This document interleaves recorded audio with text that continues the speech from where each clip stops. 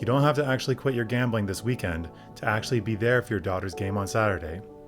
But there are 5 specific things you can do to help you be more present, and not one of them requires you to be a stronger person than you were last week. In case you need a refresher for the past 2 videos focusing on Marcus, he was at every game, yet not at any of them really. So move 1 is, put the phone somewhere you can't get to it. Pop it in the glove box, lock that if possible, and then walk to the field. This is not a punishment, it's just removing the option. Remember, it's much easier to make one impactful decision than it is to resist the urge chipping away at your willpower reserves.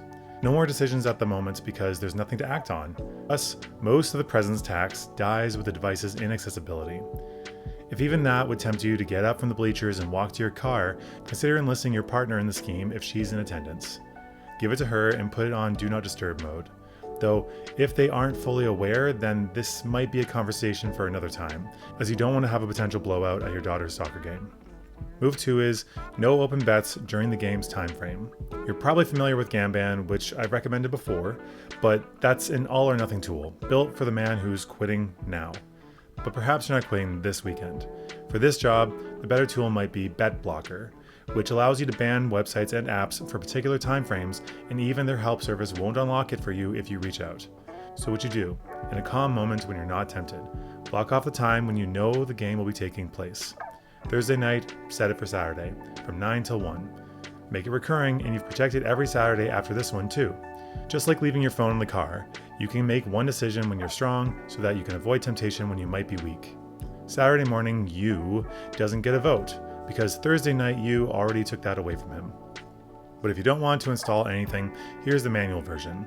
To avoid having these mental tabs open and eliminate attentional residue, you'll want to avoid taking any positions that would resolve while you're sitting on those bleachers. No betting on game day, no parlay legs settling between 10 and noon. This gets decided the night before. Not at the door, because cashing it on the way out would mean opening the app shortly before leaving, which would be a giant trigger at the worst possible moment. If something is already open, eat the loss. $50 is a cheap price for 2 hours you'll actually remember with your daughter. Move 3 is the pre-game sit-down. When you know the game is approaching and you're going to leave soon, sit down for 5 minutes. No phone, just sitting with your thoughts. Say her name to yourself, reminding yourself why you're doing this. Something like, Ellie is going to be looking for me today. When she does something she's proud of, she's going to turn and find my face in the crowd. I want to be looking back at her, full attention, when she does. Sound cheesy? Yeah, sure. But do it anyway. The men who say it before they leave are the ones whose faces are actually looking when she's searching for them. Move 4 is, turn the urge into the thing that brings you back. Suppose you follow move 1. Sometime during the second half of the game, your hand will go to an empty pocket and you may find yourself really tempted to march back to your car. So when that urge comes, you may feel yourself retreat into your mind, and while you may be pointing your eyes at your daughter's game, you may externally be presenting a 1,000-yard stare. Instead, focus on the moment. Use that urge to look directly at her with your conscious mind. If you're anything like the men I've spoken to, you will try to not think about the temptation, but that's not how brains work. We can't actively not think about something. The best we can do is to replace the thought with something better. So, here we're going to pre-plan what you're going to focus on. Find your daughter on the field and track her closely. What is she doing? What might she be thinking? Focus on that. Then you're doing double duty, being present for her and replacing the tempting thoughts. This is another form of urge surfing, where you just watch the urge come and go as they always do. The urge will always reach an apex, then fall away.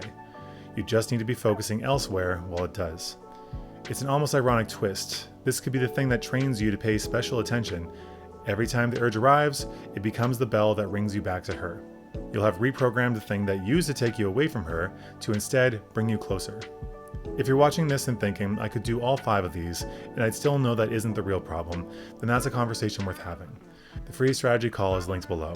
15 minutes, nothing more. We can talk about what strategies have worked in the past and where you currently struggle now, coming up with a plan together. Move 5, the final move, is the after-game conversation. On the ride home, ask her something specific. Avoid anything especially broad like, did you have fun? Since that's a question you could have asked when you clearly weren't paying attention. Instead, ask something that resembles, that pass you made in the second half, what were you feeling in that moment? Or a specific play she did that may not have panned out, asking her what she'd try next time. This will convey 2 important messages. First, she'll know that you were paying active attention, and second, that you cared enough to remember and engage her on it. And frankly, plenty of dads are falling down on both of those, whether they're gambling or not. But that's what unbroken attention buys you, not more hours, but better quality ones. These 5 moves won't fix your gambling, no. But abstinence isn't what they're designed for. This is more of a harm reduction approach. If you're not ready to give it up entirely, but still want to be a better partner and father, then these can help you for where you're at now.